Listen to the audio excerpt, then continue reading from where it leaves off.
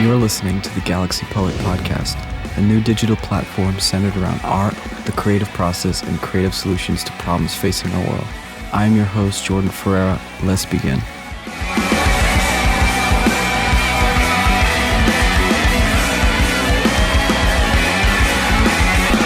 My guest today is one of my best friends. He is one of the most talented singers, songwriters, multi-instrumentalist producers that I know, and he's very silly. So I think we're gonna have fun because I can be silly as well. So I'm really looking forward to talking to Mike Avakian. What's up, man? buddy? Thank you for the nice words. Oh, I mean them. How have you been, man? The silly part. Oh, the silly. I've been yes. all right. How about you? I'm good. Yeah. I'm liking the fact that the COVID thing seems to be slowly going away. You know. Yeah. I'm liking this for now. Pretty soon there's going to be like a giant green monster named COVID, and it's going to come sweep its way through all the states and towns and all that. Of course. Of course. I know exactly what you mean. Yeah, it could. It certainly could. But I hope it doesn't. Positive thoughts. And it is good to have like some level of introspection with creating, I think. I mean, having time. Also for your family, to like spend more time with your family is nice sometimes. Yeah. This is the most creative I've been. Wow. I've made so much music since the start of this, you know. Before this whole thing, I was just kind of like sparingly like, oh, maybe I have this little idea. I'll just jot it down real quick. And now it's like I could sit here and work on a full song and be good to go. Yeah. I mean, me too. I remember you saying that and I relate, man. I relate because there's time. Mm-hmm. It's like, yeah. And I also like that the priorities seem to be changing like culturally, where people are kind of stepping back and like, you know, maybe I should just focus on what it is that I want to do and what I have to say, as opposed to like chasing superficial dreams, if that makes sense. Oh, absolutely. Absolutely. But that's cool, man. And I've heard a lot of the stuff that you've been working on, the more the synthwave kind of stuff like we were talking about, and it's incredible. Thank you. Absolutely. And I just realized you introduced me to the 1975, which was like a revelation to me. And then you introduced me to the Midnight, which has also been like a revelation to me. So like all the cool bands in the past like 10, 15 years that I've been introduced to that I love have been through you. So I got to say thank you for that, man. Of course. I just got into the Midnight this past year, and man, they're like number one on my list right now. They're like all I listen to right now. And that's the kind of music that I've been trying to write, you know, that kind of synthwave. It's so fun. You know, I started a while with, you know, all the horror theme stuff. Like you sent me something and I decided to write, you know, a score for it and stuff like that. It was amazing. But now it's like, thank you. But now I'm all like obsessed with like these pop songs, these synthwave pop songs. It's so awesome.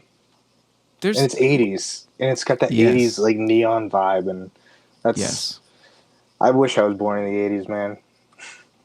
What do you think it is about the 80s? You know, the special. I think the aesthetic. I think the aesthetic and the culture. At least the pop culture, for sure. So like the kinds of films, the kinds of stories, that sort of vibe? Yeah, and like even the style, like the fashion, the hair, all that stuff is just... I was watching The Lost Boys the other day, and man, everybody looked so badass. You know, they somehow made mullets look cool. I don't think I've seen that whole movie. I don't think I've seen The Lost Boys. Oh, it's a good one. I skipped out a lot of that 80s stuff. I mean, Purple Rain I've seen and I love. But yeah, I mean, as far as the big 80s, I don't think I've seen Back to the Future all the way through. Oh, man. Or that's a lot of them, you know. That's upsetting. Back to the Future, man, that trilogy is just one of the best. It's one of the best. You saw the Terminator, right? I did. I love the Terminator. Great movie. Front to back. The first one is my favorite. Yeah, I think so too. I grew up like only watching the second one. I thought the second one, I mean, I still think the second one is brilliant. but I grew up watching only that one. And when I started watching the first one again, I was still young, but I was like, this is a perfect movie. Front to back, this movie is perfect. Yeah. Everything about it. James Cameron killed it. Yeah. He's amazing. And Arnold. Yeah. It's hard not to love him. Hard, yeah. Arnold's my tell- guy. I still want to be Arnold. Yeah. I hope you like pain. Yeah. Yeah. Arnold's great. But you know, shit, I forgot what I was gonna say. Oh, yeah, I was gonna tell you that. Did you know that I had a Terminator, like either Terminator or RoboCop? It might have been RoboCop, but it was like a toy when I was a kid, and it had like a little fucking gun. And I was playing with it, I guess, as a kid, and I went like that, and the gun poked me in the eye, and I had to go to the ER. Did I ever tell you that? I feel like I've heard that story. That's a good one. Is that what kept you away from Terminator for so long? I think after that, honestly, I kind of blocked out all the robot movies, like the Terminator and fucking RoboCop and that kind of shit. I don't know if I think I've seen RoboCop like one time. And it was It's pretty good. Ago. Is it a good one? Yeah, it is. Dialogue, everything. It's pretty good. I mean, RoboCop is pretty good. The satire is like really dark and I think cutting edge for the time, especially. Oh, for sure. You know, but Terminator as well is like, that's just a really great film. I feel like it's a great film. Yeah, I feel like it's kind of.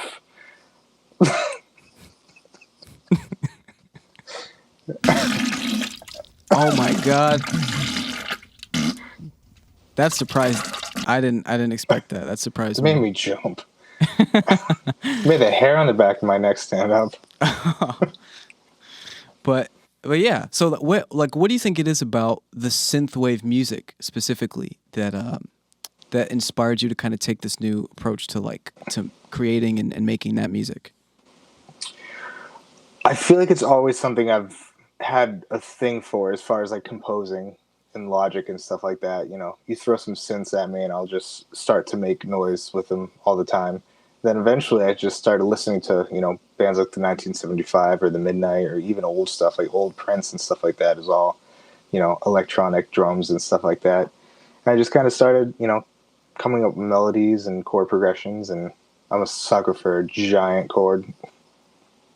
Yeah, I mean, those 80s chords, like the synth chords. Oh yeah. On the what do you call it, like the Juno 108 or something like that. 106. Like 106, yeah. I'd kill for that. I'd kill for that. Those are epic. Those are. But I don't get much room for one.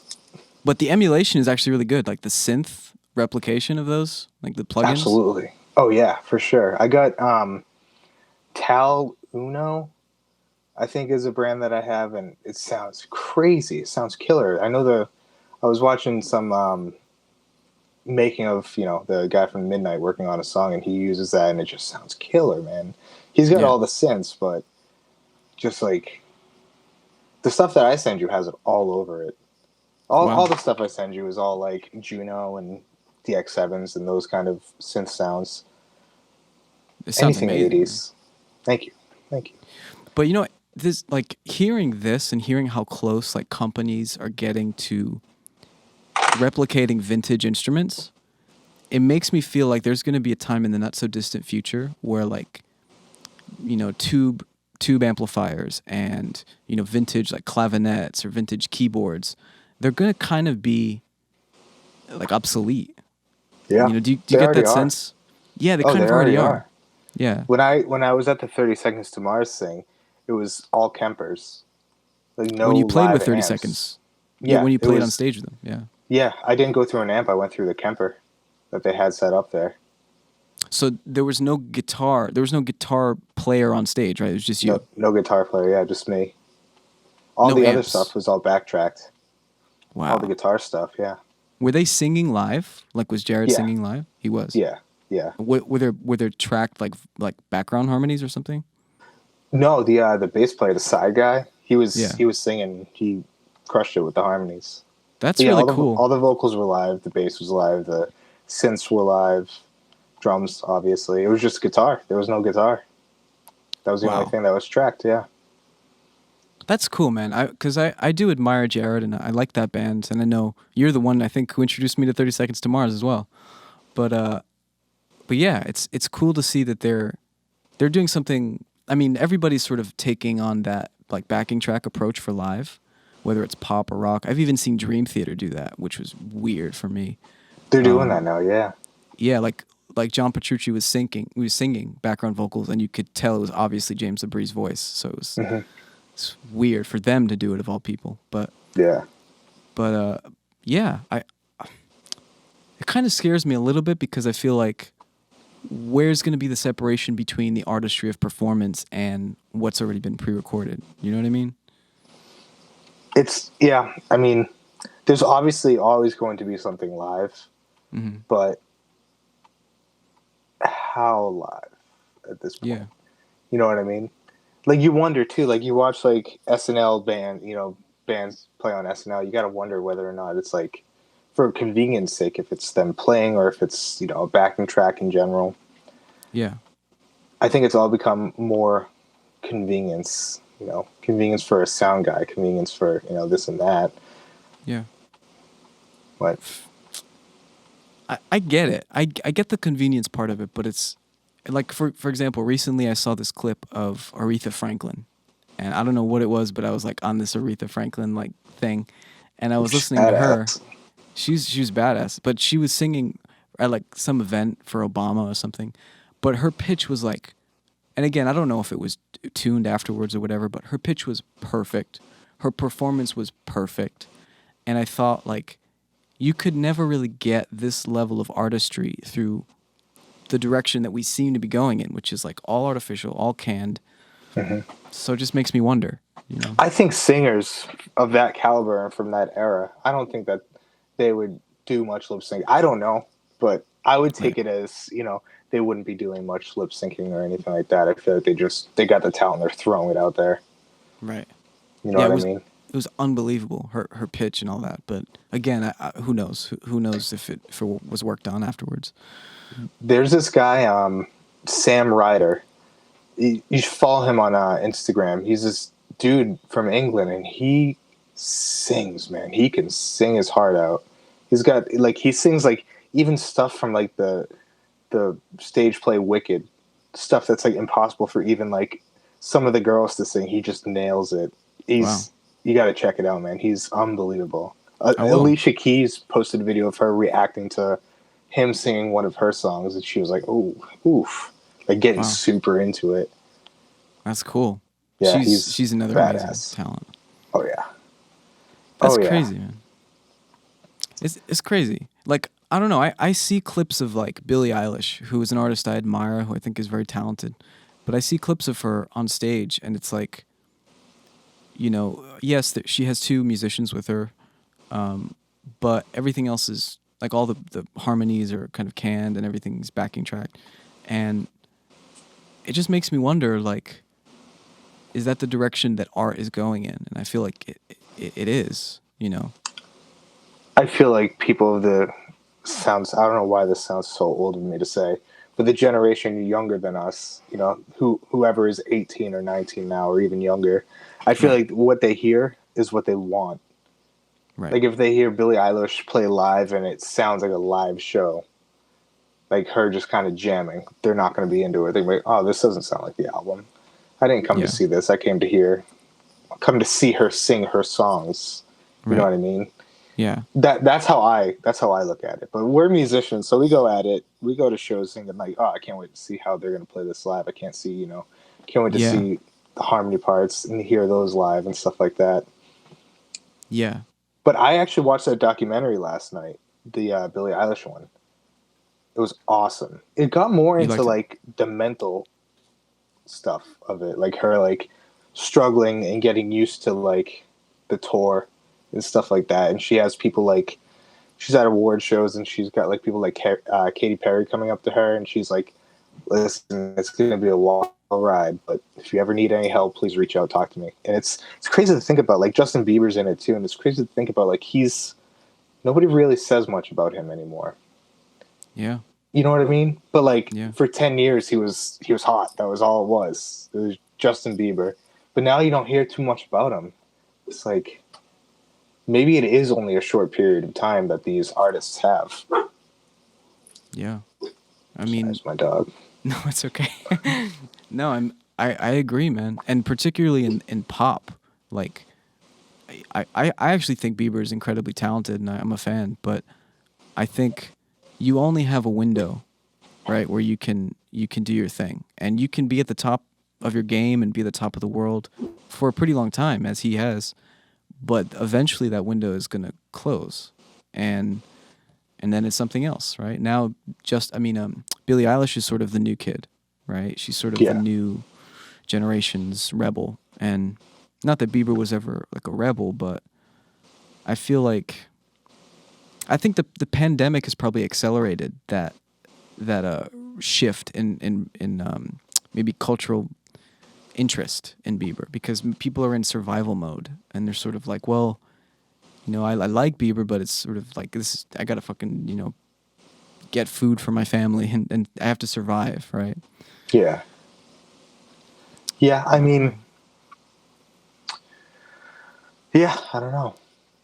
It's weird to think that somebody can have all of it. It's cookie cutter stuff, you know what I mean? It's like you were saying, everybody's got their time and it's only a certain amount and they accomplish everything that they got to accomplish in it. But I don't know, something is different about Billie Eilish, at least to me. I feel like because she's so different. You know what I mean? The first time I listened to her, I didn't know what to expect. I just heard that she was badass. And I checked it out. I was like, this is really different. This has like weird semitone drops and stuff like that. I think she's got a bit more of a future to go. I do too. She has like a starlet quality to me that almost reminds me of like the 30s or 40s, where it's like you can see that there's depth there. You can see that there's potentially a very long career, Yeah. That's the sense I get from her anyway. And Phineas is a wonderful producer too. So I think that they're like a dynamic duo. And they don't seem to hate each other. That's good. That's always good. I'm sure that'll change at some point, but yeah. But I'd be very curious to hear what a record, like a Billie Eilish record without Phineas, would sound like. I don't know if it would be great. Yeah, I don't know, because so much of her is because of Phineas. Yeah, like she brings her stuff obviously, and she's got a beautiful, amazing voice. But for sure, she, I think that Phineas is kind of like the unsung hero. Yeah. Yeah, it's hard to say. Like you never really know what someone's contribution is, but I feel like Phineas for sure is incredibly talented, and I'm a fan. Even his solo music, I'm a fan. His other productions, It's crazy to think that he's like 23 or whatever. Yeah, if that's true, that's pretty amazing. Yeah, I don't know. I'm a little cynical with Hollywood, but I don't know. Perhaps he's. I heard it's fun there. I heard it's fun there. Well, it's possible, and he actually seems like a really cool guy, regardless. And I think he's super talented. Yeah, you gotta check out the documentary. It's really eye-opening to see how how well-adjusted somebody so young can be, and kind of jaded. And it's weird to think that, like, she's only, how old is she? 19 or something like that? And she's, like, super jaded with the industry. And she knows, like, as she puts it, she's very woke. Right. But I have to see I don't know. It's good.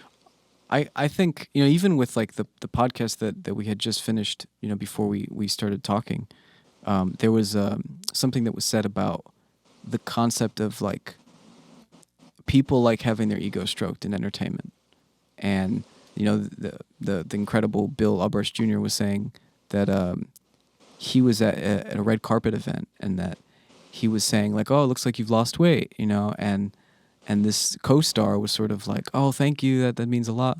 And he could see in her boyfriend's eyes that he looked like hurt.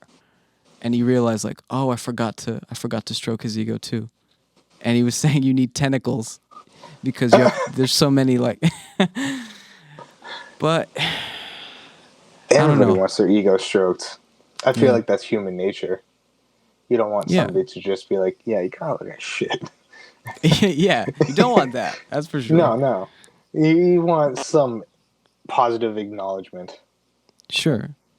That's just, Like, I feel like out there is even more intense because I feel like everybody is on their tip-top game and they're just dying for the compliments. They're dying for the attention. They're dying to be seen. yes. They're craving, right? Am I hearing fart noises? No, don't worry about it.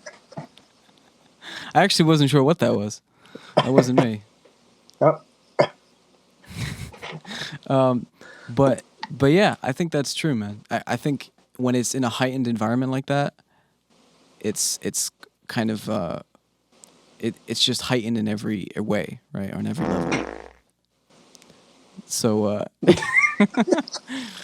Speaking of farts, I have a question for you. okay, yeah.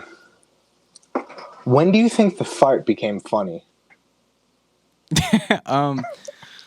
You know what I mean? Like, when did somebody first fart and think like that's really think that it's real funny? Like, I think immediately. I think like. I mean, I can't imagine because even like a baby, right? There's clips of like babies farting, and you look at them and they start smiling immediately, and I feel like there's something. I don't know. I think there's something innate in. but is Mostly. Oh my god. Good I don't even heavens. know what that. Oh my god. Sorry. That's that Subway for you. Oh my god. But yeah, I was wondering that. That's a good question. That's a good question. I was talking to Angel about it today, and she was like, "You should just talk about it in the podcast." Like, it's not a bad idea. That is a good idea. I was wondering all day, like, when did somebody fart, and what about the fart made them laugh? Was it the noise? Sound. Was it the sound, Probably. or was it the way it felt when it came out of your ass? Like, both. there's so many things that makes you wonder. Yeah, who coined the name? Who coined the word fart? Also, it's a big mystery. Some things are better left unsolved. It's true though. I mean, I can admit.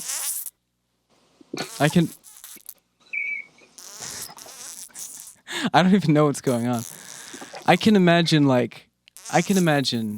in the Industrial Revolution, like where there's factory workers and there's steam and there are these cars are beginning to be a thing, you know, and there are kids in Industrial Revolution clothes, right, like 1800 clothes, and they're farting and they're laughing. I can also remember, or no, I can also see like cavemen farting and laughing. Yeah, in those caves. In their caves, right? Get some reverb going. Some reverb. It's just bouncing all around the walls. Like, this fucker can fart anywhere it wants. Right. Yeah. I think that's yeah. I mean, if that answers some part of it, I feel like I don't know. As long as there's been people, I feel like there's been acknowledgement that that's amusing for whatever reason. Do you think it scared somebody the first time it happened? That is a great question. Probably.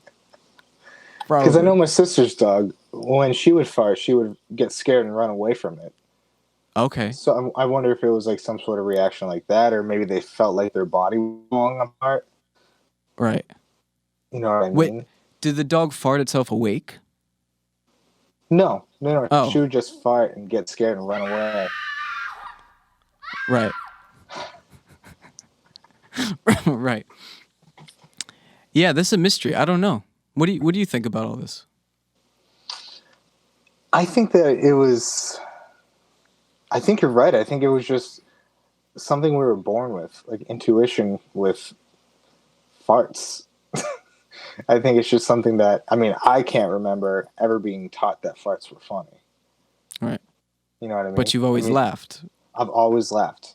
I've Right. always been around people that fart though and laugh at them, so maybe it was one of those like I adapted to it. But farts are hilarious, man. Still to this day, I'm almost 30 years old and I'm still laughing at farts. Do you remember what Tyler used to say about why farts are funny? I think he was talking to, I'm not sure who it was that he was talking to, but he was like, they're little trumpet noises that smell terrible.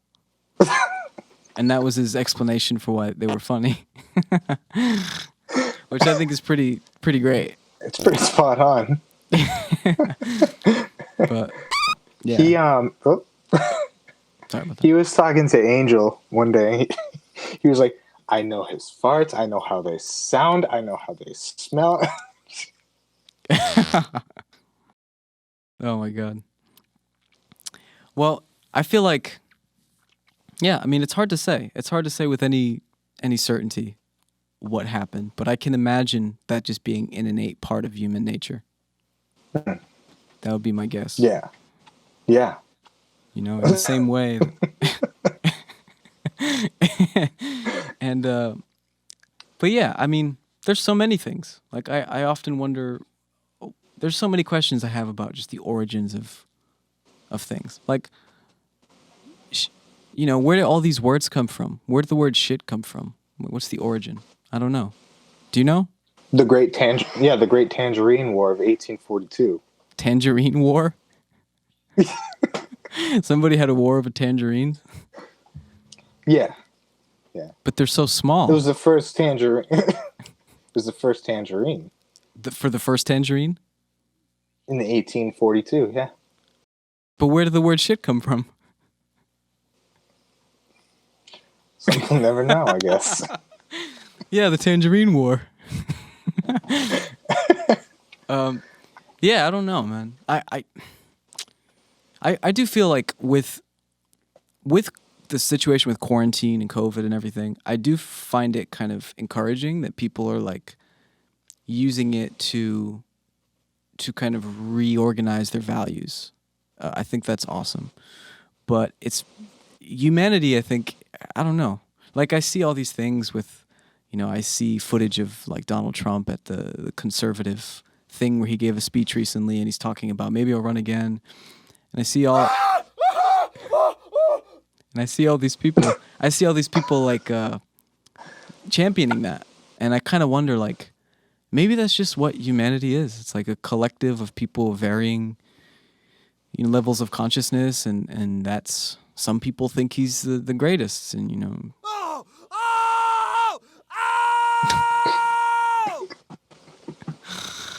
I don't know. It all just kind of seems like it's more of a show, right, for people now. Right. You know what I mean? Yeah. I think that.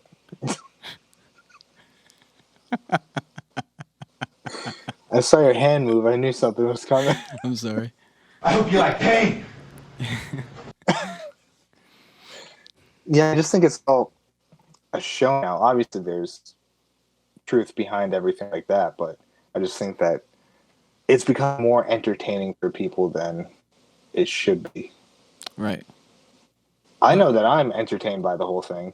I don't know shit about politics, and I just started to kind of pay attention, which is pretty ignorant of me, being almost 30 years old. Just like, maybe I'll look into politics now. Maybe I'll see what's, you know, what my life kind of has to do with all of this. But it's entertaining. It's almost hard to take seriously sometimes. Well, at least Trump. Oh yeah, for sure. But I hear people say that, and I think like immediately I want to just say, well, it's not like the political system tries very hard to get you to partake in it, because if anything, Right. It seems like they've been actively pushing everyone away from who they've been nominating, and you know, you have reason to not be interested. Like, there's a lot of bad candidates, mostly bad candidates, right? Yeah. I mean, and it's terrible.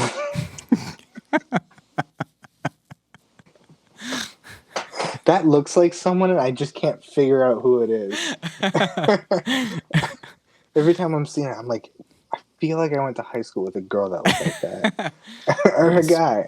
I just can't put my finger on it. I mean, it is a beautiful monkey. You know? It is. Although the lipstick was tested on animals, but... Yes. Do you remember that joke from Scary Movie? Yeah. I still think that's a genius. One of the funniest jokes. Oh, it's so funny. There are some of the funniest jokes I've ever seen or heard in those movies. Like in Scary Movie 3 where the hat just keeps getting bigger and bigger. Yes. Something strange going on here. The sheriff has like this fucking big... Struggling to get into the car. Yeah. Those movies, man, I know they get a bad rap, but I agree. I think some of those jokes are like some of the funniest things I've ever seen in my life. Absolutely. The gorilla with the lipstick, that's still one of the funniest. That's Scary Movie 1, too. That's like in the first 10 minutes. Yeah. Start off with a bang. Damn. I would be so proud if I came up with that idea. I'd be like, yeah, that shit with the gorilla and the lipstick, that was me.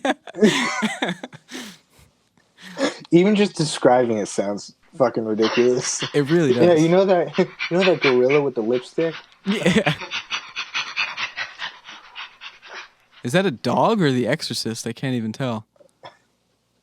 I'm not sure what that is. Chimpanzee. Oh. Right. But yeah, I don't know, man. I often like the Donald Trump thing and the whole kind of spectacle of his presidency and what he's potentially going to do in the future. It makes me question, like, I don't know what the future of humanity is going to be. Like, I don't even know if we're conscious enough as a species to keep going for the next century. Like, I'm really not sure. I used to be more optimistic. I think we will evolve no matter what. Sure. But I think that people need to be more aware of what's happening. Right. You know what I mean? Because things are still being brought up from, like, years ago. It's like, have we not learned? Right. From something that is so obvious and it's still an issue. Right. You know what I mean? It's like, why can't things be the right way when things are so simple? Why can't these things be like that? But I feel like there's always something that's going to be held back to create controversy and stuff like that. Yeah. And sell copies of a newspaper or sell anything. Mm-hmm. It's sad, but it's true. It's a greedy world we live in. Yeah. What do you think about the future of music? Like, where do you see that going, in your opinion? Honestly, I see it kind of leveling out to what it's at right now. Interesting. I think that there needs to be, and who knows, maybe COVID will bring out something that has never really been thought of or done before. But I think that everything is kind of leveled out. I mean, I can't think of what would happen next. What do you think? I mean, I think a lot of what you're saying, as far as the quality of the art leveling out, I kind of see as being inevitable, because the pressures of the industry are sort of forcing everyone to, like, conform. Like, you have to work with this producer, you have to work with this writer, and then it comes out. If it's not signed to a major label, it starts sounding like it was. Everything starts sounding the same because they're using the same writers and producers, and you just have this, like, conglomerate of subpar, art, if you can call it that. And still pretty archaic. Yeah, but I remember we were talking about this earlier. Like, I remember we were talking about film and filmmaking as, like, one of the last truly punk rock art forms. And I feel like that's true, because you can have a movie like Joker come out and it's a masterpiece, but it's so dark and in moments, like, sadistic and all of these things. It's like subversion. It's really subversive, that movie. Mm-hmm. Mm-hmm. Yeah, I think you're absolutely right. I think that's a way for a writer or a director to kind of bring out thoughts that some people are too afraid to talk about.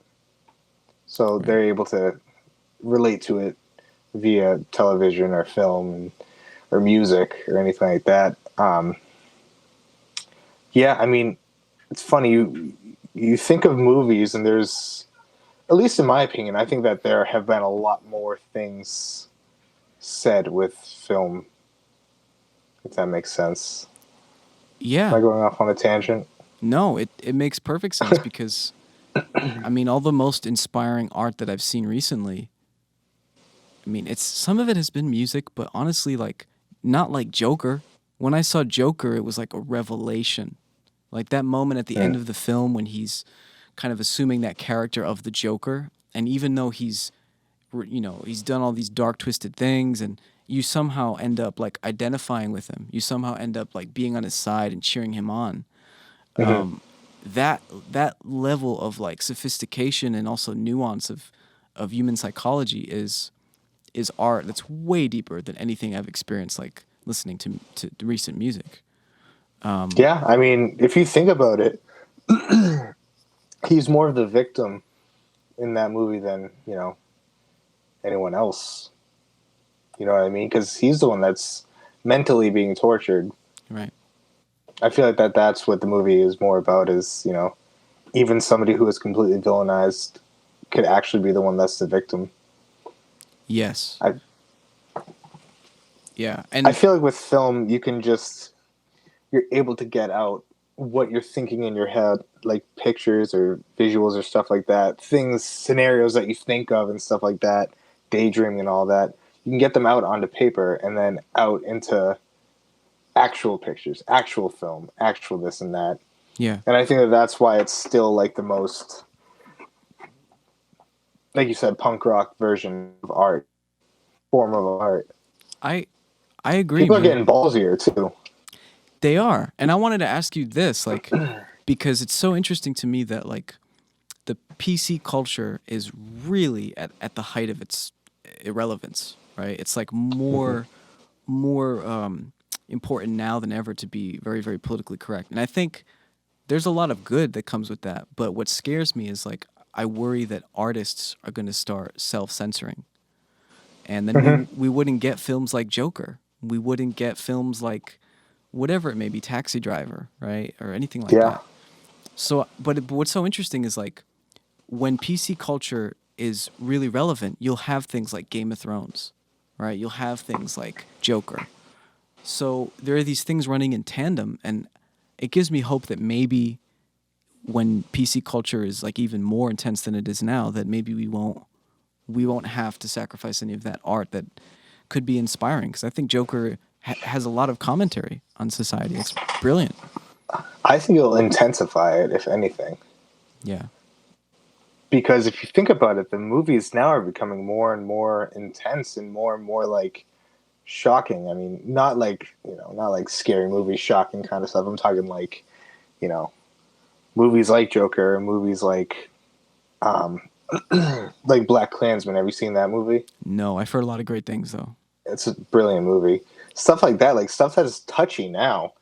I think that now people have the chance to kind of like be like, hey, this is really what we're feeling. And we want to make you feel like this. We want to make you feel about how we're feeling, understand what we're feeling like, kind of thing, with anything. And I think that the film is the best way to kind of portray it now, because people expect it, via rating to be decided whether or not it's, I don't think there'll ever be an issue with PC with film or That's TV. Look at South Park; they offend everybody, and people just brush it off like, oh, it's just South Park. Yeah, it's almost like they get a pass because they've been doing it for so long. Yeah, it's interesting, and even Game of Thrones. Like Game of Thrones is this is some of the most like amazing. No spoilers. No, I'm I on won't. the 5th season. I won't spoil it. But like, just some of the most intense, realistic, narrative work that I've ever seen, like storytelling work. But it's you're in season 5, you said, right? Just started, yeah. Okay, so you've seen The Red Wedding. Yeah. Okay. Oh, yeah. I mean, that's not a people-pleasing thing to do to all your characters. It's quite jarring. Yeah, but it makes sense. It makes sense that something like that would happen that's very unfair, but that it fuels some of the other aspects of the story. I just hope, I'm all for, not offending people unnecessarily. I'm all for that, but I worry that artists will start self-censoring. Well, you got to think about that too, where it's coming from. If you look at something like The Office, the first season, Right. if they were to put that out now, no way. Yeah. No way. That would be the most. It's so offensive. The first season, pretty much the first like 4 seasons are so offensive, Yeah. and it would not fly right now, especially on like NBC or ABC or whatever it was on.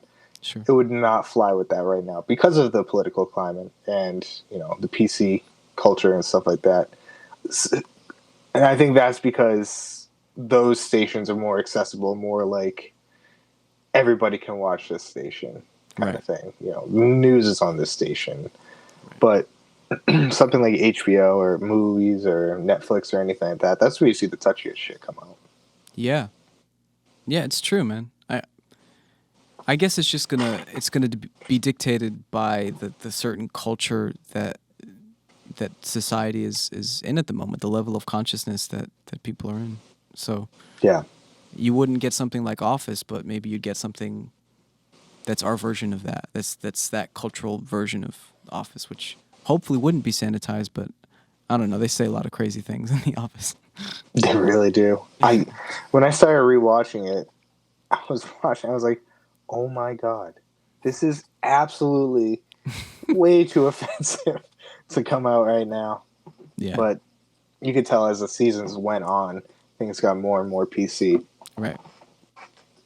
So I guess it's evolving with the way the world is. Yeah. I guess everybody's got to evolve.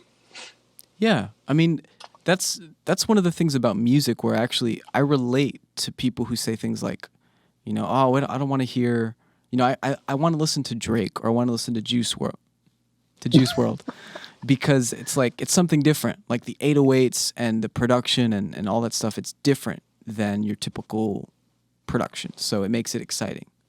And I feel like that's part of the reason why rock is not even in the conversation in the mainstream anymore, because I know rock music, like we both know rock musicians, and rock musicians are very stubborn. They're like, no, it's got to be like this. It's going to be like this. And if you keep doing that for decades, people are eventually going to be like, yeah, I've heard that fucking for 40 years. So you have anything else? Yeah. But I don't know. I still think you can be more. I mean, look at, like you were saying, Drake or, all those 808s and stuff like that. Comes back to 80s music. It's all recycled. Yeah. All recycled.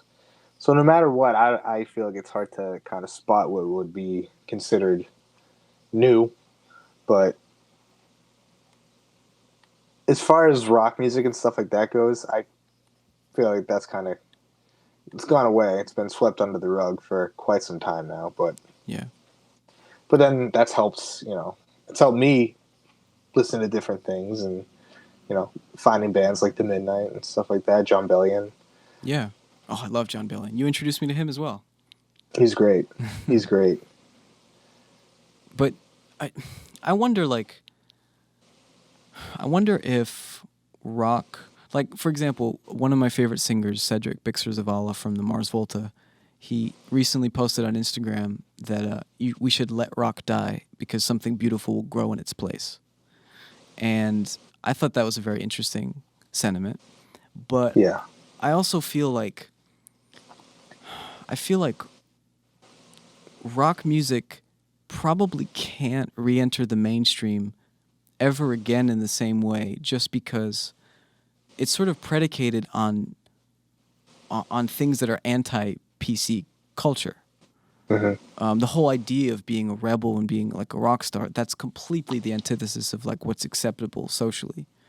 So do you think those two things can run in tandem, or is it like one or the other? I don't know. I just think that rock isn't really considered the cool now. You know what I mean? I feel like the cool is, going to nightclubs and listening to the music there and, listening to music that's going to get them laid or drunk or all that shit. I don't think that. I mean, as far as that saying goes or whatever he said, I think that's really interesting. makes me curious as to what's on his mind, or if he has something in mind in general. Yeah. But I don't know what can come of it. It's, You yeah. know? I wonder, like, I had this conversation with Matt Bittman, who ran sound for the Mars Volta, and I've known a little bit through his work with them. And he was talking about how the reason that rock has sort of disappeared is that when you had someone like a Bruce Springsteen or like even a Kurt Cobain enter the public consciousness, that was at a time where you could sign a major label record deal being a working class person, right? Because both Springsteen and Kurt Cobain and all these rock stars like typically come from like pretty impoverished backgrounds.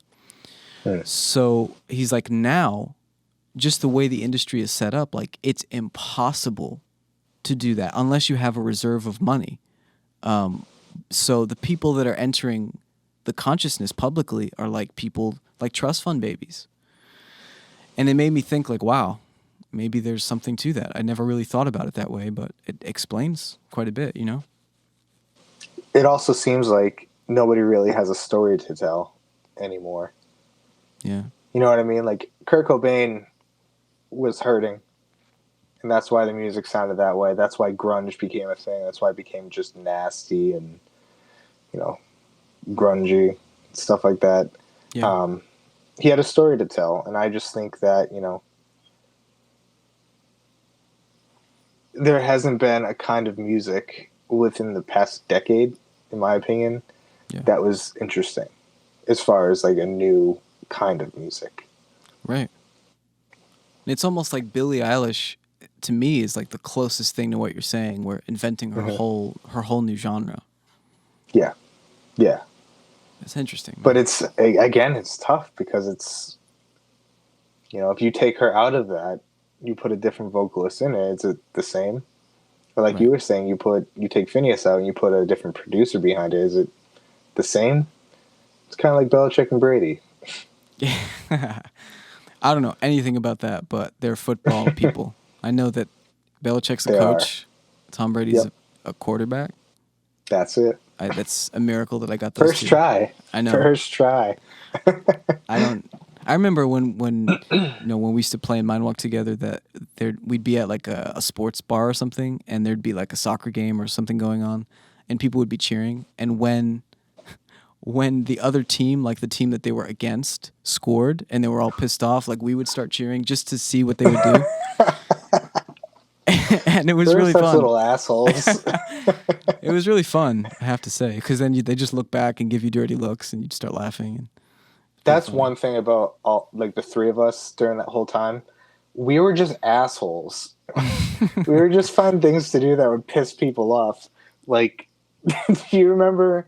What was it, Jeremy, the skeleton? Oh, the skeleton. Yeah. Remember when we would like order like pizza or something like that, and the delivery guy would come to the door and Tyler would throw it with it all dressed up like him. Oh my god! I feel like that's pretty innocent in a way, but yes, but it's kind of fucked up.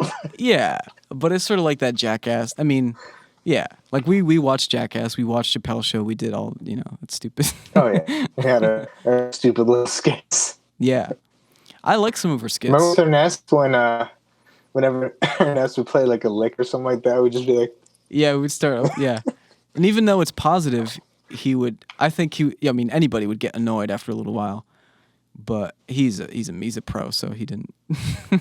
He knew we were being assholes. He's good shit. Yeah, but my God, I have so many memories of that time, and like my dad is just so much fun. He's a memory factory anyway. He's a meme factory, I should say. Just like all the things that he says. Like the other day. Oh yeah. Do you have any ones that you remember? I mean, there's a lot. All I was thinking of is he could be a board game. He could be. He could just, and not intentionally being funny. Yeah. It's just fun. Dude, I got to tell you about this one. I got to tell you about one thing. I'm sorry, did I interrupt you? No. I got to tell you that this one thing. He was on his couch watching TV, and he had a can of Coke next to him, and my sister walks up to him, and I guess he just drank Coke, and he has acid reflux, so he was like coughing and making all these weird faces, like he was in serious pain, and he's like, making all these weird noises, and she just goes, "What is that?" And he looks at her, I swear to God, and he goes, "This is Coke." And he just looks at her like, "What do you mean?" Like, he had no idea that she was talking about the faces and the shit he was doing.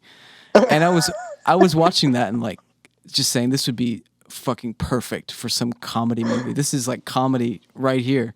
It's gold, yeah. You've got so much to work with. I'm getting wild tonight.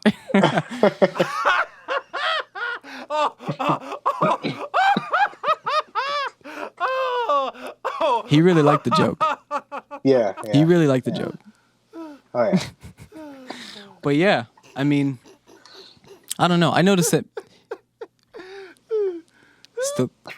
still going.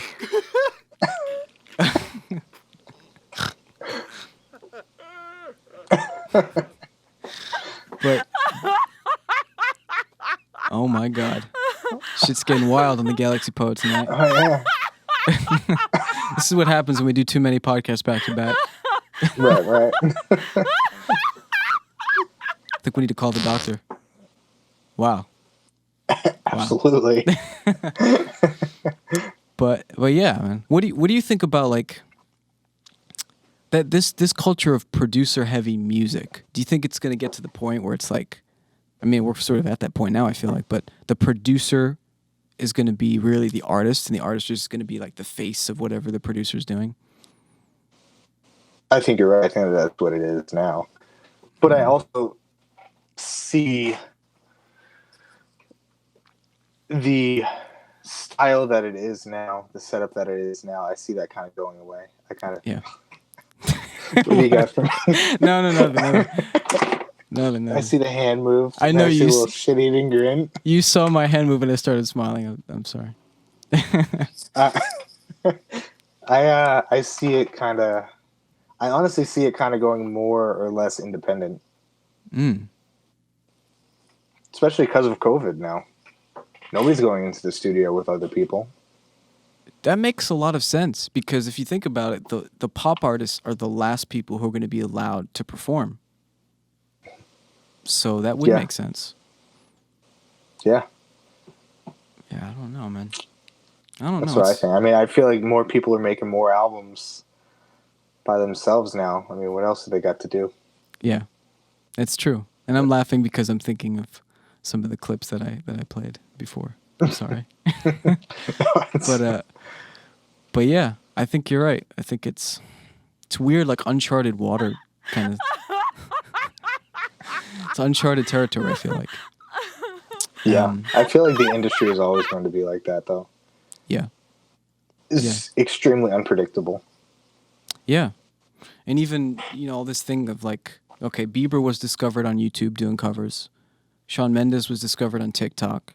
I mean, it's going to kind of run in parallel, I feel like, with whatever the new thing is, the new toy, the new like social media kind of thing. It's evolving with technology.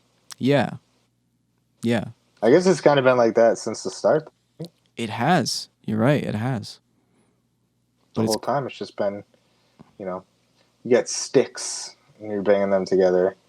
Then you got a guitar and you're just strumming the guitar, and then you got an amplifier, so you're plugging the guitar in. You got drums and you got this and that. But now there's, you got keyboards in their computers, and then what can we evolve now? It's just kind of gone on and on and on. And now it's just all computers. Yeah. And it's convenient. It is convenient. And I get it. I get when I see... I mean, I don't really get when I see like Dream Theater doing that, because I feel like their whole thing is that they're world-class musicians. But but I guess convenience, right? It's just like it's one less person to pay on stage, I guess, or like I don't know. The Dream Theater thing's a little funny to me, though. Yeah, that's funny that you bring it up, because it's like John Petrucci can sing. Yeah, I mean, he's sung backups on the records and live. So why are they lip syncing? But right? I mean, Nobody needs that much James LaBrie. you don't like James LaBrie, huh? I Not my favorite. I understand what you mean. I think technically he's good. And I think the melody part of Dream Theater is something I've always been a fan of. I'm not sure if that was LaBrie or Portnoy or whoever it was. I think that was more Portnoy than LaBrie. Could have been, yeah. I'm not sure. But I like LaBrie. I mean, yeah, there are moments when perhaps he takes it a bit too far, but I mean, who doesn't? You know what I mean? He does have his moments. I will say there's some stuff he sounds great on. Yeah. But about 88% of it, I just can't stand. That wide, loud, fucking slow vibrato he's got. Oh my god. He's like trying to find the note, and then he has it, but then he's like, I hear you. A lot of people agree with you. I mean, a lot of people say the same thing. But I feel like the thing I wanted to bring up, actually, now that we're talking about this, is the new Liquid Tension album with the Dream Theater boys back together? Yeah, I haven't heard it yet. I was gonna say, like, when Dream Theater got Mike Mangini as a new band member, and the first album came out, people were sort of, and myself included, were a little like taken aback when the music came out. Like, oh, the mix is a little different, right? And I always thought it was because it was a creative. It's okay. I thought that was here. Hold on, I'm sorry. No problem. Hey.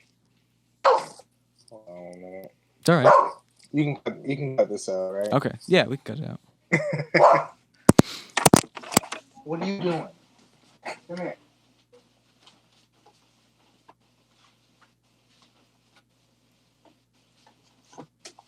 This is the culprit. Oh no, I remember that guy.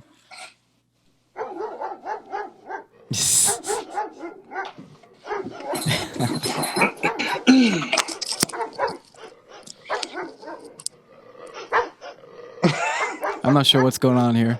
The dog fight. I was gonna say we got one dog over here and the other.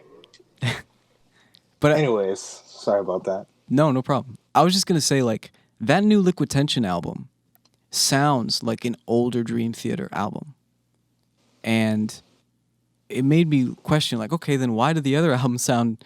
You know what I mean? Like, why do they have that kind of thing? Why are the guitars mixed in that way? You know, like. I think Portnoy was a big majority of that band. Yeah. You know what I mean? As far as the behind the scenes stuff goes, I think that he was the one that kind of was in control of it. Sure. Yeah, I think that there was just a spark between that lineup. Right. But, then it changed and other people kind of took major lead roles and stuff like that. But I haven't heard the new record yet, but the new Liquid Tension Experiment, but I imagine it's sounding like old Dream Theater because like they kind of got back together, three of them, you know what I mean? There was probably another spark, like, oh my God, I forgot how much I loved writing music with you. And they have a chemistry, so. Yeah, but the thing I was asking about was like the sound of the guitar, right? The sound of the drums. It's like old Dream Theater. So it made me wonder, like, okay, then what the fuck happened with the other albums? like, so I don't know. Portnoy, man. Could it be Portnoy? That's what I think. I always admired that guy's taste in art. Like, he's got phenomenal taste. Yeah, I have to agree. He's an interesting guy, but he definitely knows his shit as far as art goes. Yeah. And entertainment and all that. Like, his like obsession with film is just so relatable. Yes. You know what I mean? He's got great taste in film too. David Lynch. That's how I discovered all those people. Mm-hmm. He would put those little lists together on his forum. That's what I'm talking about. Yeah, the Portnoy forum. Yeah. That's like the nerdiest fucking prog kid thing ever. It is. But I would scour those lists, man. I'd be like, oh, Blue Velvet? I want to see that. Or like Mulholland Drive? I want to see that. That's how I watched all those movies. And I remember I tried to make you watch Mulholland Drive. Do you remember that one? I don't know if I want to give it another. Barely. I think my mind was just in a complete different, like, what the fuck did you just do to me kind of thing. Yeah, sure. That's reasonable. It was like an overload of sensory overload. Like, what is happening right now in this fucking movie? Yeah. Maybe I'll give it another shot again. I mean, that was, what, like 15 years ago? Yeah. I remember. No, I think you would like it. I think you would like it. But that was probably the first one, right? I tried to show you the first David Lynch. No, Blue Velvet, I'm pretty sure. Did you like Blue Velvet when you first saw it? I loved Blue Velvet. Okay. Yeah. Lost Highway. Last time I Yes. came up to LA to stay with you. Yeah, we watched it That then. movie's That's right. awesome. That movie's great. I love the guy that goes to the party with the lipstick, and he's like, "Call me," and he gives him this gigantic house phone, like from the '80s. Oh god, that's so cool. It's creepy. Yeah, but David Lynch is weird. He's a weird guy. Yeah, but he's doing something right. He's making fucking millions doing that. Having quite a wild imagination. Yeah. That's another thing too about film. People can just run with it. They can make this weird shit and it'll still be successful to some degree. Yeah. And it almost seems like it's more exciting for some reason. Like when you put out a song, even if the song is amazing and the video is great and everything, you share it on social media and you're like, check out my new song. And people can watch it and be like, oh, cool. But there's something about the mystique of like a film. Like, oh my God, you were in a film or you made a film. Like, wow, you know? It seems to be like on a different level. Like I feel like people think that, I mean, lack of a better word, like movie stars are a bigger deal. Like they're the top of the line, like entertainment kind of thing. Like, oh my God, it's a movie star right there. If it's like, oh, there's a rock star, that's cool. Yes. Culturally, people seem to kind of bond more with movies, I think. Yeah. People relate more to movies. Yes, I agree. And speaking of movies, I don't know if I ever showed you this, but like I know I've talked about, like, I've made a few student films, and one student film that I made had a scene I'm really proud of, and I just wanted to get your take on it. You know, if you don't mind. Okay, here we go.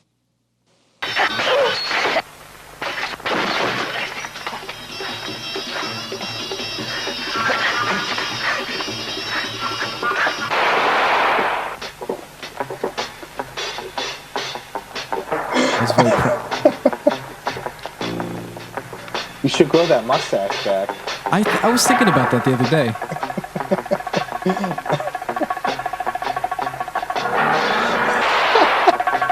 I really emote here. This is what I'm proud of.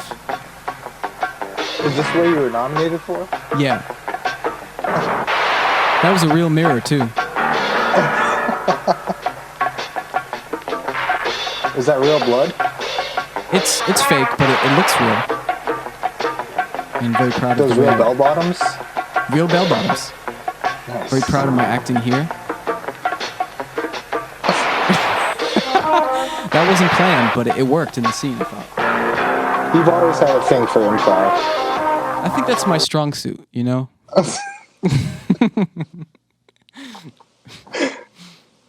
But yeah, I just thought you'd appreciate it. I thought, you'd appreciate it. Thank you. Thank you. I just want to get some acclaim as a writer-director, Right. No, I think it's... Did you write it? No, I didn't write it, but just to get the acclaim, either way. Who wrote it? It doesn't matter. But just to be thought of as the writer. But, yeah. Thought you'd appreciate it. I wish we could find our skits. Oh, my from the God. Mind Block Times. I remember what were some of your favorites? Do you remember the spaceship? That was amazing. Yeah. On the little fucking popsicle stick. I know it was on a pen. I don't know what we were... Shitty tape to a pen. Well, I remember I was doing the music. I was just making some stupid... I was singing some stupid music. Yeah. I forget exactly what it was. Boom, boom, boom, boom. Yeah. And I remember you started laughing, so I was like, okay, I might as well just keep doing this. Yeah. And then Rosetta Bone, classic. Yeah. It got caught on fire, right? I think the thing, because we were trying to make it look like it was a spaceship, and we were lighting it with like a Yep. lighter, and it caught on fire. And we were in the computer room at the Hudson's. Yeah, we were. Sorry, John and Marianne. Nah, I mean, we put it out. Oh yeah, we were somewhat responsible. Yeah. What But I else remember did we do? the Prince Did the skits. Exorcist one? I love the Exorcist one. Mm-hmm. We just put like a white collar on you. Just a white piece of fucking paper. Just Wait, were you the priest or was I the priest? I forgot. I think I was the priest. Oh, you were the priest? Well, why was I feeding you the baby food? Remember? Was that a different skit? It might have been a different skit. Where I was like, don't you spit it out, knowing that you were a demon. Yeah. I was telling the demon in you, like, don't you dare spit that baby food out. One eye don't work. I don't know, man. But those memories are amazing. Like, oh, dude, I would do anything to go back to those days. That was so much fun. And it's not like we didn't work hard. You know, like we busted our asses all day, and we would, take our breaks, and some weeks would be ridiculous, and we'd film some stupid shit. And then at the end of the night, we'd just go play San Andreas. Yes. What a or game. watch some sort of fucked up David Lynch movie. Yeah. But our fucking 16-year-old minds trying to wrap our heads around. But I like even the San Andreas thing, like playing that and like going to the top of a building and summoning a bicycle so that we could jump off the building and like say some stupid shit and make each other laugh. Who's the real mom now, Ma? Yeah. Which again is from Scary Movie, by the way. That's from Dr. Phil. Oh, yeah. Dr. Phil's in Scary Movie, and he's like, "Who's the man now, Ma?" And he starts cutting his leg. Yeah. But yeah, we still do that shit though. Whenever we got together, we still play Call of Duty and talk shit and play the same map just because we know it so well. Yes, and we know exactly what we're gonna do. You're like, where's that building? Oh yeah, it's over here. I remember. It's like intuition. Fucking cat over here. That's okay. But yeah, I mean, I that's one thing about like being an artist in any medium. I feel like it can be a very lonely existence. But the one thing that was so amazing about those times is like, even when shit was crazy, even when we were like playing shows at a roller rink, playing progressive rock, right? Yeah. Even when we were playing shows for nobody, like we were always making each other laugh, and it was fun. Even if like there was no one there, it was still fun. Yeah, we would make jokes about it. Yeah, that's the roller rink gig. Yes, the roller rink gig. That's nice.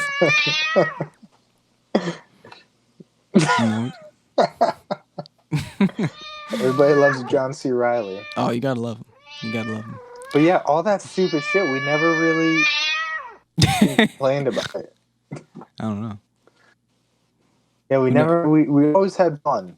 We sure we had our moments of stress and stuff like that because there's a lot of shit that we had to do, but we still managed to have fun with it. I don't ever remember the dumbest shit. Yeah, I don't ever remember not having fun. It was always like, it was always fun. Even like you say, when it was tense, or like when we had a show we had to get ready for, like even the Webster Hall gig. It was still fun. That was a great gig. Yeah, and Portnoy. I think Portnoy and Avenged Sevenfold were at that gig. Mm-hmm. And fucking Vinnie Paul not holding the door for me. What happened with that? I don't remember. I remember something happened, but I don't know what. I wanted to say hi to him, and he just brushed me off. And then my dad called him an asshole. Really? And then Chris Jericho held the door for me. Oh wow, Chris Jericho's there too. I don't remember him. Well, I don't watch wrestling, but yeah, he's a singer too. Oh yeah, that's right. I didn't know he was there. I had no idea. Damn. Yeah, he was really cool. He's like, "Oh, let me get that for you." It's like, all right, cool. Damn. Yeah, there was a good amount of people there. Weren't the guys from wasn't Eddie Trunk there and stuff like that? Maybe. I don't remember him. It was a weird Scotty Ian. Scotty Anthrax was there, obviously. We opened for his band, right? Pearl. It was his band, wasn't it? Yeah, it was Meatloaf's daughter. That's Meatloaf's daughter? That's Meatloaf's daughter. I thought that was his wife. It is. Oh. Oh, It's never mind. it's Scott Ian's wife. Scott Ian's wife. Okay. But Pearl was the name. Meatloaf's daughter. I'm confused. Pearl was Meatloaf's daughter. Ugh. Scott Ian is married to Pearl. Okay. That makes sense. Who's married to Meatloaf. Who's married to Meatloaf's daughter. I feel like that was a cool gig, you know, and I don't know, man. It's weird because my favorite gigs were the. Sorry, go ahead. I just completely interrupted you. No, go for it. Go for it. I was gonna say my favorite gigs were always the Portuguese festivals. Really? Those were so much fun, man. Those were so fun. I don't know what it was about it. Some of the funniest shit was there. Yeah. We saw some of the funniest shit. Oh, that's true. I mean, just you see crazy shit at those shows for sure. And there's you got food. people like we know. Yeah, oh yeah, the fried dough. Please. Yeah. Doesn't your dad make it?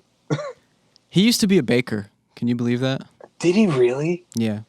No shit. I would not buy bread from him. I have. I try not. You have? Yeah, the Portuguese sweetbread. I haven't bought it from him. But Oh, yeah. I mean, he made it for me. if he gives it to you secondhand, you're probably okay. But I don't know. He used to be a baker. Surprises me. How old was he? He was young. I think he was like before he was 20. Or around When did that he time. come to America? He came when he was, I think. Well, I know he started working in Portugal when he was like 11, and then when he came to America, I think he was 16, 17, something like that. Oh, he was young. I think so. Yeah. But Gotcha.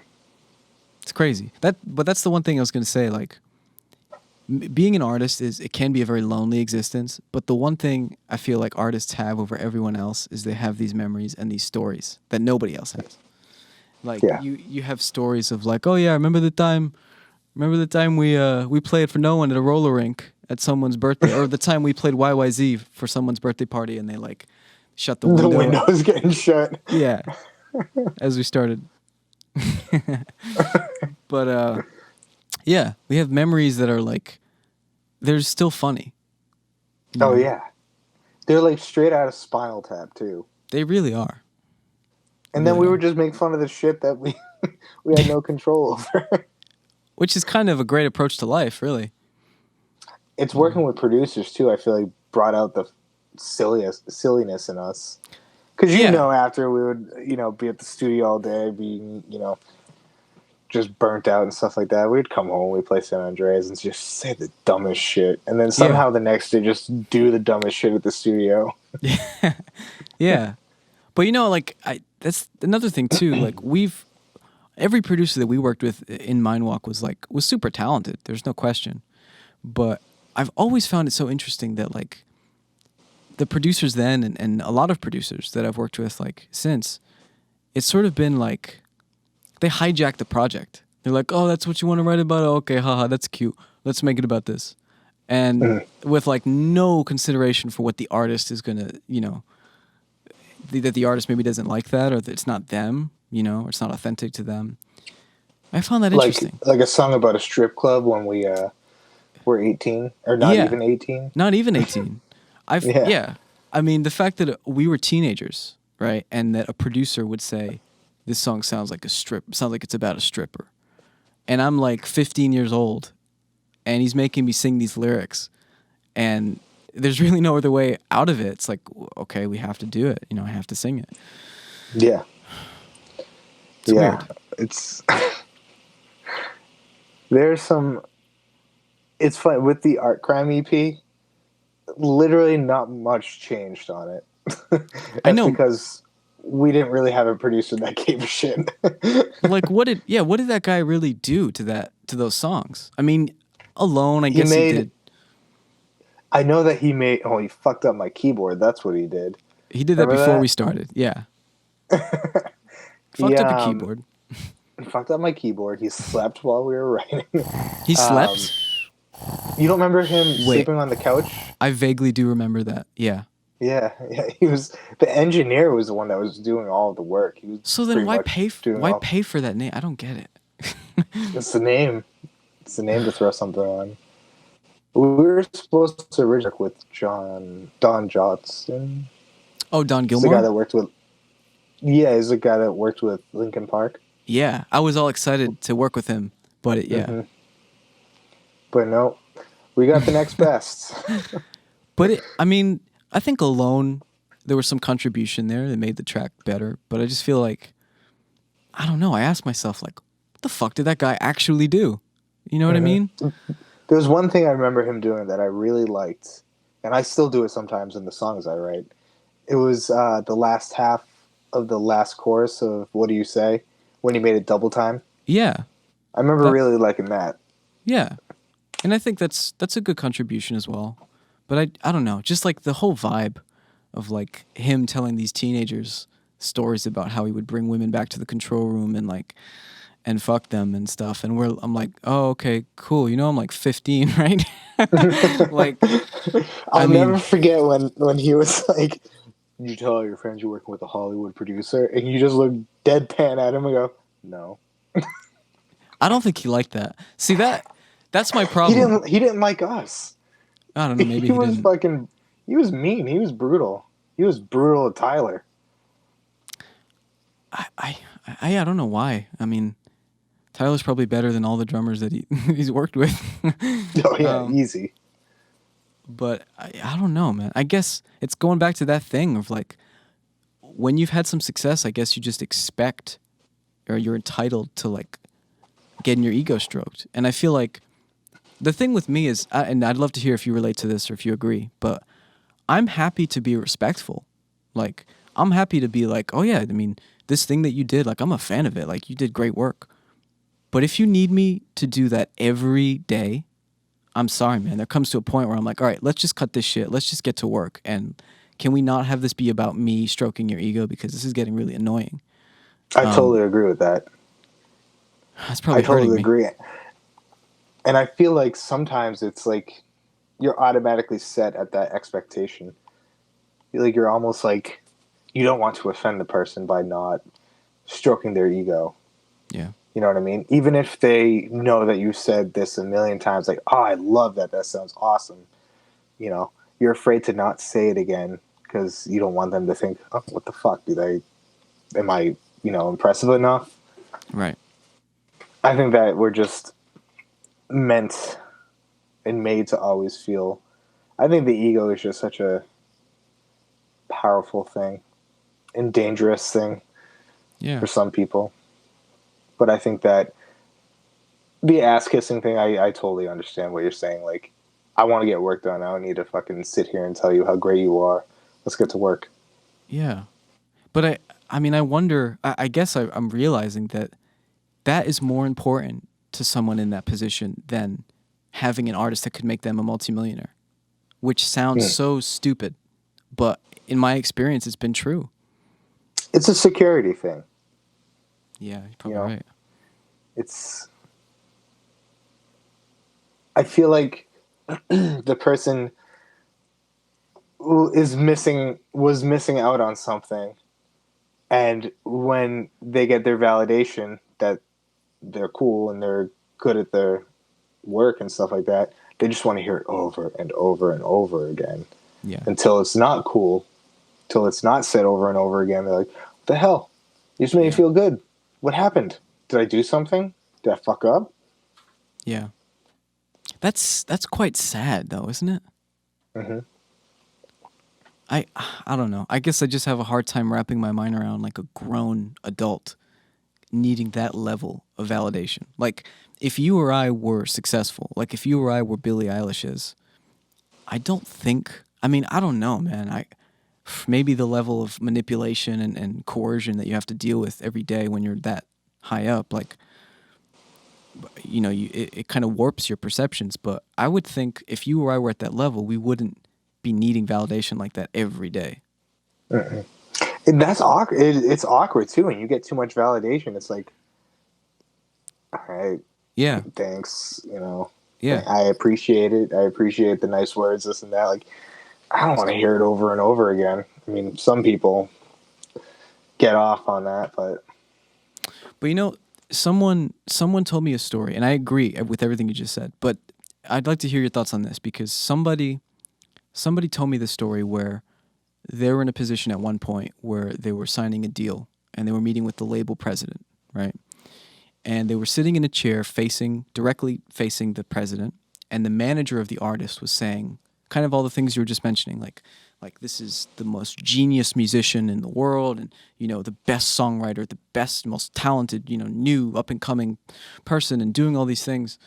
And it started to get uncomfortable, right? And the artist at a certain point was like, okay, well, that's enough. And then the president was sort of the one who was like, what do you mean that's enough? I need to hear this. I need to know what value you have in the eyes of other people.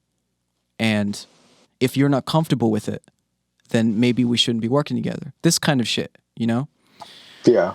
So I suppose I could understand that, but at the same time, it's a slippery slope. Yeah. It's, it comes down to money. Really, right. what it comes down to. But I think musicians are just insecure no matter what. I think that's why we do what we do. I feel like musicians have egos no matter what. Sure. We always want to do something. We're doing something to impress someone. You know what I mean? Even if it's just for ourselves, we're still doing it to impress somebody, to make somebody acknowledge, something cool that we did. Yeah. You know what I mean? And I feel like if you don't have that, I'm trying to put it into words relating to the story you just told me. Either way, I think that the industry and the stories that you have just told me are terrifying and something I have no interest in living in. Yeah. But I don't know. Seems like a lot of pressure to do something that you used to love. If that makes sense. Like it sucks the life out of it. Because you've already gone through the whole thing where it's like, well, the song is no longer my song, Yeah. And now I have to not be myself, and I have to fake this whole thing to make that person money. So really, in the end, not really even doing what you love to do. You're just appeasing. Yeah. And it's so weird to me that like even that attitude has permeated like people outside of quote unquote the record industry. So like individual producers who you solicit and you pay to do work on your own album, they'll get into arguments with you, or at least I've had experiences with people saying like, I've told them exactly what I want to do. I want the modern vocal production of this artist, and I want the drum production of this artist, and I want it to be a hybrid with rock guitar and everything. And I've had people tell me like, yeah, I'm not going to do that. And it's sort of like, well, I mean, are you paying me or am I paying you? Yeah, exactly. Yeah, I mean, it seems like a dangerous thing to get involved in. Yeah. That's why I love independent shit. Because you could just tell that their music is more lively. Yes. Even again, circling back to Billie Eilish, like she's working with her brother. Yeah. They make the music. She's not, the producer is Phineas. Yeah.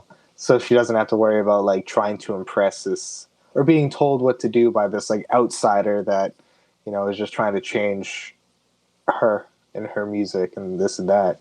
She's got somebody that she works with, who she's close with, who she writes music with. Right. So it works out for people like her, but for other people, it's like, I don't know, it seems a little sketchy. That's why, you can hear it in musicians too when it's just and when it's not. You know what I mean? Yeah.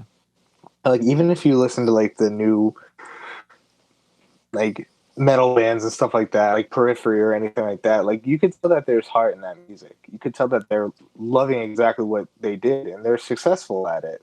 Right. Are they fucking playing arenas? No, but they're, doing what they love. They're making a living off of doing it. And their music is just enjoyable. Yeah. They have fun playing it. They have fun writing it. They have fun recording it. And they got fans that are crazy about it. And it's not, I mean, I think it's the whole gen thing is starting to become cookie cutter, but right. you know, at the time when it wasn't, it was its own thing. Yeah. And I like that, man. At the end of the day, if an artist can sustain themselves financially from doing what they love, even if it's a niche thing, that's amazing. Yeah. I mean, it's a gift. But I was listening to an interview with Devin Townsend, and he was talking about how, you know, after everything he does with touring and merch and endorsements and stuff like that, he's like, honestly, I'm making $60,000 a year. He's like, it's not a ton of money. It's not really even that much to make a living having a family. right. But it gets me by, and I'm doing what I love. So That's awesome. it's like, well, yeah. It's like, well, I hope you have a sugar mama, but Sugar mama.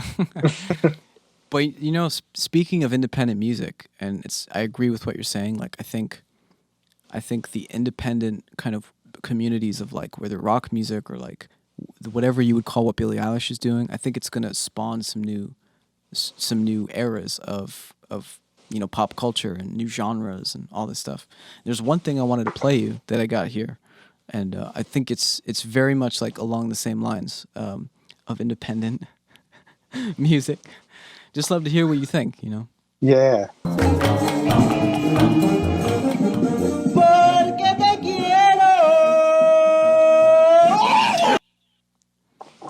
You know, I think there's something there. What do you think? The melody's like that, man. Could it be something? Oh, yeah. I think it could be something. I think there could be something there. I'm going to call the sheriff. But that's, I mean, I don't know. I just think, I think it could definitely spawn a new era, you know? Well, it's also like what's moving, what's next with technology, and yes, what can musicians capitalize on with it. Great point.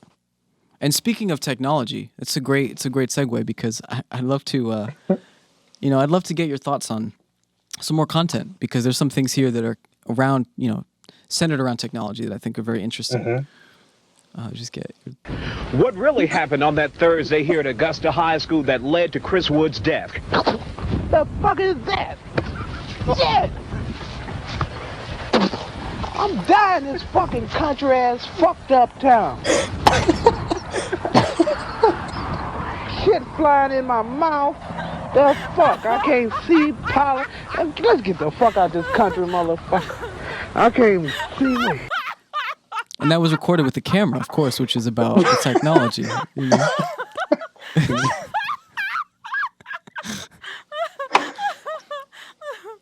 People are gonna think that's Angel. I'm not sure who that is, but she's having a good time. It sounds like She's loving it. It tickled her quite a bit. I would say she really liked it. What can I say?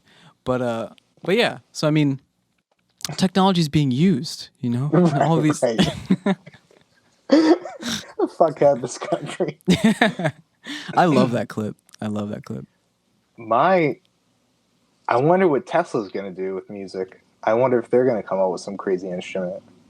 Wow, that is a really, really phenomenal point. Tesla and electric vehicles, and particularly Elon. Wow, he could be the new guy that brings a new technology piece that's like central to the new evolution of music. Yeah. Like, I wonder what could come out of that crazy fucking mind. Wow, that's a great point. A musician. That's it. He made rap music. Did you know that? Elon Musk did? Yeah. He made a song, I think with Grimes, she helped him, but like he did a song about Harambe, the gorilla that got shot. Oh boy. And it was called R.I.P. Harambe. It reminded like an appropriate title. It reminded me of something 100% that we would make, like a track that was just silly, and he just released it. You gotta send me that link. This is it. I can't hear it. I think that's him. I can't hear it. All right, yeah. R.I.P. Harambe. Yeah. That makes me love Elon Musk. I mean, it just does. He's brilliant. He's hilarious. But yeah, like what could technology bring to music now? Even more so. Yeah, I mean, even the integration of the cars, like, what if Elon started like a record label, and if you bought a Tesla, you had like a lifetime subscription to all the new music. You didn't have to pay for it. So the releases would go straight to the operating system. It's like its own iTunes kind of thing. Yeah, God, that would be genius. It'd be a lot of money. Yeah, it'd be expensive. You have to be a millionaire to get that, but inspires people to make more money, you know? Yeah. Oh, some other, I've completely forgot, it slipped my mind, but there's more content that I really, since we're talking about, culture and sort of the evolution of technology and music, and particularly with COVID, I feel like it's very important to keep your mind and body, really in shape. So I wanted to share a really inspirational clip of me at the gym. And I just want to encourage people, like, it's possible. If you want to achieve greatness in the gym, it's possible, right? Just watch me, right? Right.